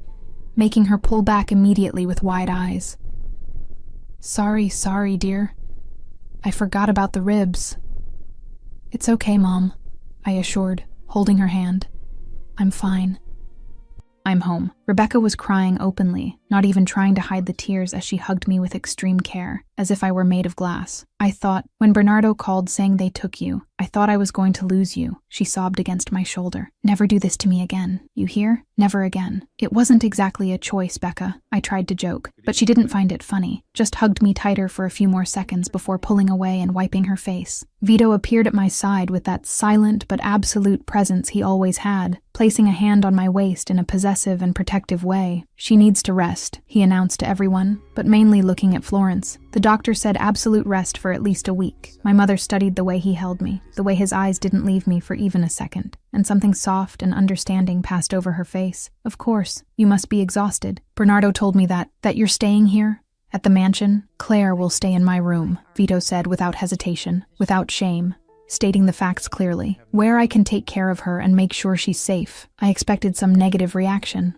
some comment about propriety or tradition, but Florence just nodded as if it were the most natural thing in the world. Good. She'll need someone with her all the time for the first few weeks. Broken ribs are tricky. Mom, I started, surprised by such easy acceptance, but she just smiled and touched my face tenderly. We'll talk later, dear. Now go rest. Vito's room was huge and masculine, all decorated in dark gray and black tones with heavy wooden furniture that probably cost more than a car. He helped me lie down on the king-size bed with extreme care, arranging pillows around me until he was satisfied I was comfortable, and then sat on the edge of the bed just looking at me. What? I asked, taking his hand. It still doesn't seem real, he admitted quietly. That you're here, that I brought you back, that you're safe. I'm here, I assured, pulling him closer until he lay down beside me carefully so as not to hurt me. And I'm not going anywhere. He hugged me gently, his body curving around mine protectively, and for the first time in days, I felt him really relax, the muscles that had been tense since the kidnapping finally releasing as his breathing calmed. Sleep, I whispered. I'm safe. You can sleep. And he slept finally, with his face buried in my hair and his arms holding me as if I were the most precious thing in the world. I woke up the next morning with sun coming through the heavy curtains and the smell of coffee coming from somewhere nearby. Vito was no longer in bed, but I could hear his voice coming from the attached bathroom, speaking quietly on the phone in Italian. I got up carefully, testing how much it hurt, and managed to get to the bathroom door without needing help. He was standing in front of the mirror in just sweatpants, his bare chest revealing defined muscles and some old scars I'd traced with my fingers in stolen moments. And when he saw me in the reflection, he hung up the phone immediately. You should have called me to help you get up, he said, coming to me in 2 long strides. I managed on my own, I replied, but let him guide me back to bed anyway, because I knew he needed this, needed to feel like he was taking care of me. The morning passed in a pleasant fog of pain medication and constant attention. Vito didn't leave the room except to get food, and even then always left someone trustworthy watching the door as if expecting enemies to jump through the windows at any moment. It was mid-afternoon when Florence knocked on the door, entering with a tray of tea and cookies she'd made herself. Can I steal my daughter for a few minutes? She asked Vito with that gentle smile she always had. Vito looked at me, checking if I was okay with it, and when I nodded, he kissed my forehead and left the room, closing the door behind him. My mother sat on the edge of the bed, serving me tea with milk the way I'd liked since childhood, and we stayed in comfortable silence for a few minutes before she spoke. Your father would have liked him, she said finally, taking her own cup and looking at the door Vito had gone through. Not at first, of course. At first he would have done exactly what Bernardo did. Forbidden, separated you,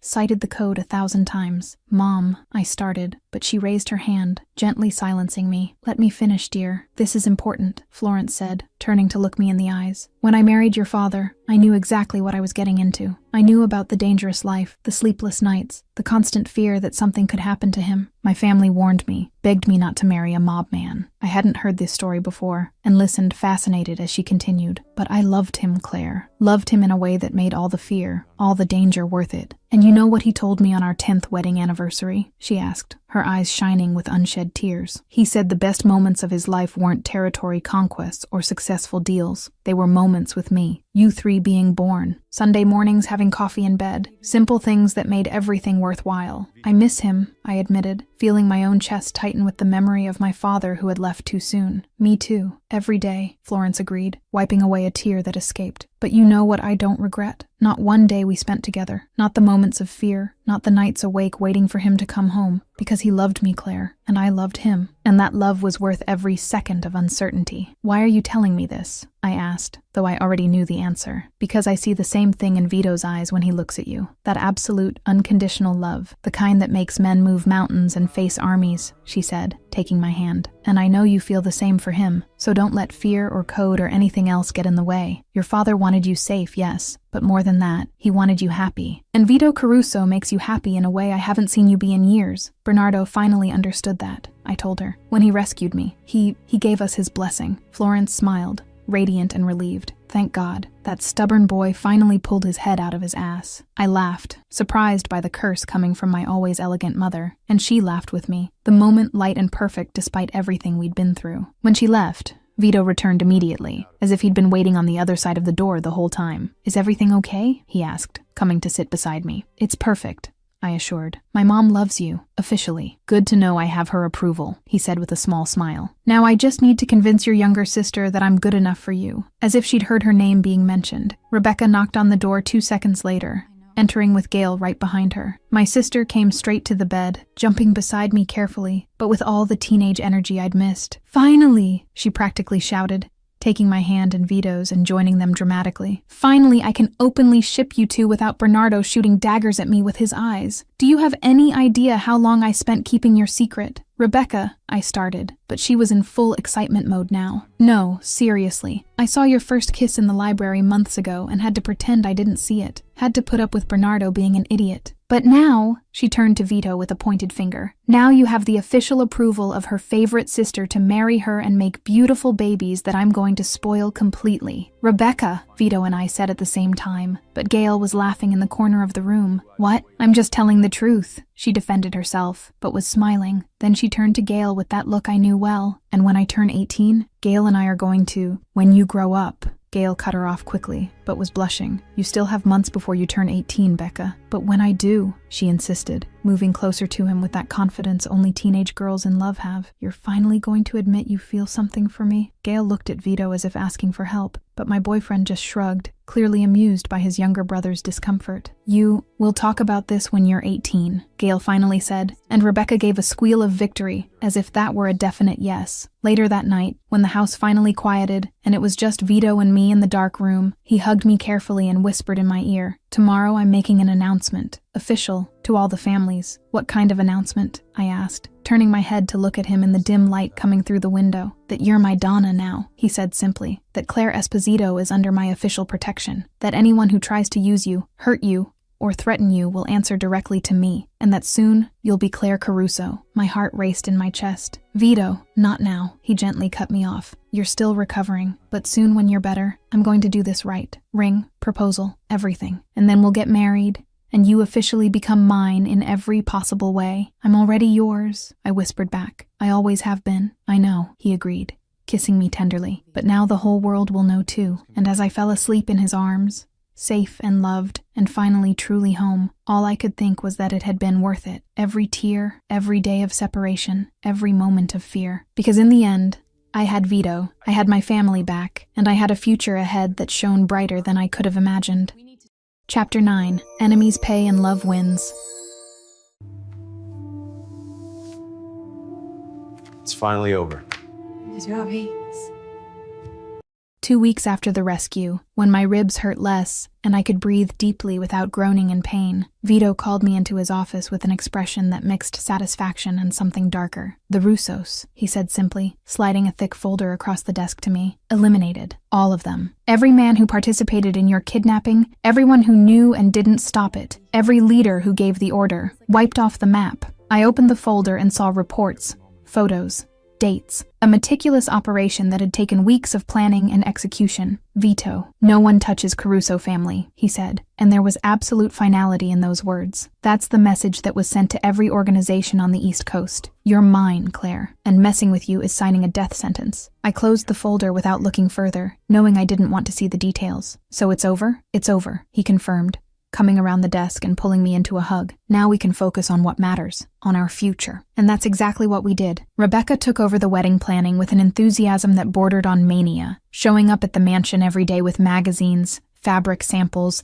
and increasingly elaborate ideas. It's going to be perfect, she declared for the 1,000th time, spreading decoration photos on the living room table while Florence and I tried to keep up with her pace. Becca, dear, maybe we could simplify a bit, Florence tried to suggest, but my sister cut her off with a determined look. No, Claire spent 3 months in forced exile, was kidnapped, almost died, and is finally marrying the love of her life. This will be perfect, or I'll die trying. Vito walked into the room at that moment, stopped when he saw the chaos of papers and samples, and wisely turned around. I'll come back when the war zone is over, he muttered, but he was smiling. It was on a Thursday afternoon that Bernardo showed up in Vito's office, and from the reports Gail gave me later, the conversation was loaded with emotion neither of them would admit to feeling. I wanted to ask you something, Bernardo said, unusually hesitant. At the wedding? Have you chosen your best man yet? Vito looked at him with genuine surprise. I thought it was obvious. Of course it's you. After everything I did, you're my brother. Vito cut him off. Not by blood, but in everything that matters. You made a mistake, yes, but you fixed it, and Claire wouldn't want anyone else walking her down the aisle. Bernardo was silent for a long moment before speaking again. Take care of her better than I did. Please. Always, Vito promised. The afternoon of buying the dress was chaotic and perfect at the same time. Florence, Rebecca, and I visited 5 different stores before finding the dress in a discreet boutique on the Upper East Side. When I put it on and looked at myself in the mirror, with the white silk falling perfectly and the delicate veil framing my face, Rebecca started crying. You're beautiful, she sobbed. Vito's going to have a heart attack when he sees you. Florence just smiled with tears in her eyes and adjusted the veil. Perfect. You're absolutely perfect, my girl. Vito spent days writing and rewriting his vows,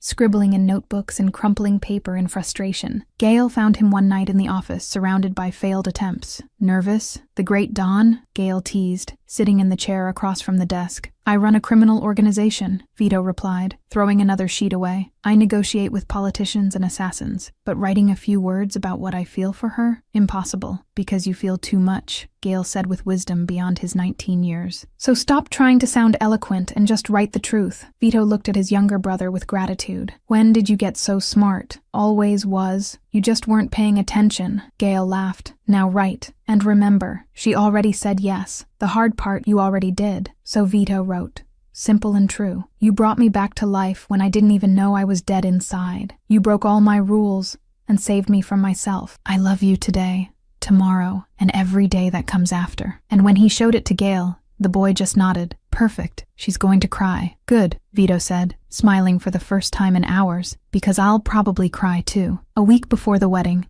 the entire Caruso and Esposito familia gathered for dinner, and for the first time in months, there was no tension or secrets. Just family, love, and the anticipation of a future that was beginning to materialize. To Claire and Vito, Bernardo toasted, raising his glass. May you be as happy as you deserve, and may I learn not to be an overprotective idiot. Amen, Rebecca added, making everyone laugh. And as I looked around the table, seeing everyone I loved gathered and happy, I knew every obstacle had been worth it.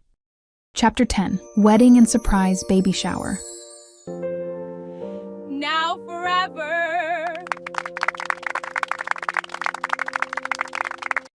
The wedding day dawned with an impossible blue sky over New York, as if even the universe had conspired to make everything perfect. I was in the guest room at the Caruso mansion, being prepared by Florence and Rebecca, while trying to control the nerves that made my hands shake. Breathe, dear, my mother said softly, pinning the veil in my hair with delicate clips. He loves you. You love him. The rest is just details. Rebecca was visibly trying not to cry while adjusting the train of the dress. You're so beautiful I want to cry and take 1,000 photos at the same time. The backyard had been transformed into a fairy tale scene, with white flowers everywhere, chairs covered in silk, and an improvised altar under a pergola covered with roses. The families were all there, seated and waiting, and when the music started, my heart almost jumped out of my chest. Bernardo was waiting for me at the entrance to the aisle between the chairs, handsome in his dark suit, and when he saw me, his eyes filled with tears. He blinked furiously to push away. You're God, Claire. Dad would be so proud. Don't make me cry before I get there, I warned, holding his arm. Too late. I'm already crying, he admitted with a wet laugh. And then we started walking, and all I could see was Vito standing at the altar next to Gail, breathtakingly handsome in his impeccable black suit, and the expression on his face when he saw me was of such pure adoration, I felt tears prick my own eyes. When Bernardo placed my hand in Vito's, he whispered quietly, "Take care of her." "Always," Vito promised. And then it was just the two of us, facing each other, as the officiant began the ceremony. The vows were the hardest part. Vito went first, pulling a folded paper from his pocket with hands that trembled slightly. "Claire," he began, his voice hoarse with emotion, "you broke all my rules and saved me from a life of colorless control. You showed me that love is worth more than any code, any power. Anything. I've loved you since the first day you teased me with that smile. Now forever. I was crying openly now, and when it was my turn, I could barely speak. Vito, I always knew you were dangerous, but the real danger was realizing I couldn't live without you. You're my home,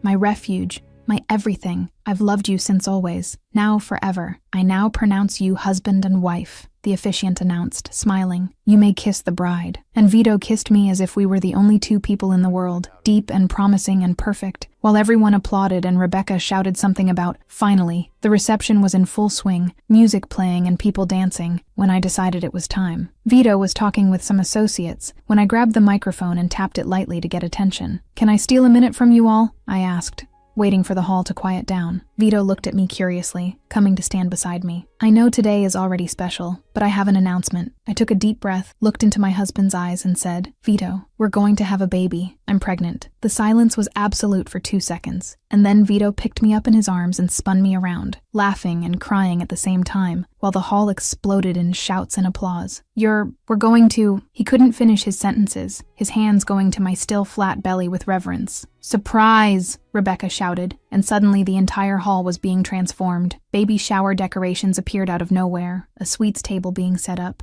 balloons being inflated. You guys think I'd plan the perfect wedding without planning the surprise baby shower? Please. How did you know? I asked, shocked, seeing my sister orchestrate everything with military efficiency. Florence told me yesterday, and I ran to organize. She was radiant. Now, gender reveal moment. She brought a giant black balloon, handing it to me and Vito. When you pop it, you'll find out. Vito looked at me, his eyes still wet, and together we popped the balloon. Blue confetti exploded everywhere. It's a boy! Rebecca screamed, jumping. You're having a boy! Vito went completely still, processing, and then pulled me into a kiss so full of love the world disappeared again. I'm going to be a father, he whispered against my lips, amazed. Of a boy, our son. Florence appeared at our side, crying and smiling. Your father would be so proud of you, Claire. Of both of you. Of all of this. Bernardo hugged us next. Emotional. I'm going to be an uncle. My God, I'm going to be an uncle. Rebecca approached Gail with that knowing look. Our turn in a few years, she said provocatively. When you grow up, he replied, but he was smiling and blushing. As the party continued, Vito and I stood hand in hand, watching our family gathered, happy and complete. After 3 months of forced separation, after the kidnapping and the fear, after all the tears and fights, we were here, married, expecting a son, surrounded by love. It was worth it, Vito said quietly, just for me to hear. Every second of struggle was worth it to get here. It was, I agreed, leaning my head on his shoulder. And this is just the beginning. And it was. The beginning of a life we'd fought to have. The beginning of a family that love had built against all odds. The beginning of our forever. What you didn't see in this story, Claire always wore black dresses on purpose because she knew it was Vito's favorite color. Vito started secretly watching Claire 2 weeks after the first kiss in the library. Placing discreet guards without her knowing, Rebecca shipped the couple since chapter 1, but pretended not to know anything for months so as not to ruin it. The dress Claire wore at the first meeting cost only $200, but Vito thought it cost thousands. Bernardo almost caught Vito and Claire kissing 4 different times, before finally succeeding in Chach 4. Florence knew about the relationship since Chach 2, but chose not to interfere, trusting that love would win. Vito didn't sleep properly for 89 of the 90 days Claire was exiled in Rome. Gail helped Vito pass secret messages to Claire through temporary email accounts. Bernardo didn't monitor. The safe house in Siege 2 had 14 security cameras, but none in the bedroom hallway, on purpose. Claire broke 2 ribs, 5th and 6th left, but lied that it hurt less than it really did, so Vito wouldn't freak out. Rebecca planned the surprise baby shower in exactly 18 hours after Florence told her about the pregnancy. The engagement ring Vito bought was 3 carats and cost $180,000, chosen 2 months before proposing. Bernardo cried alone in the office for 40 minutes after sending Claire to Italy. The Russos were 23 men in total, all eliminated in coordinated operations over 2 weeks. Florence kept a photo of her deceased husband, comparing it with a photo of Vito and Claire. Seeing similarities in the loving gaze Vito's first "I love you" was said in Italian, "Ti amo," in Chach 3, before repeating it in English. Claire discovered the pregnancy 3 days before the wedding, but kept it secret to announce at the reception. The baby was conceived the first night Claire returned to New York after the rescue. Gail had already bought a promise ring to give Rebecca at the right time. Vito had the man who hit Claire eliminated last specifically. He personally made sure that one paid more dearly than the others, and if you want to check out another powerful story, click on the video appearing on your screen now.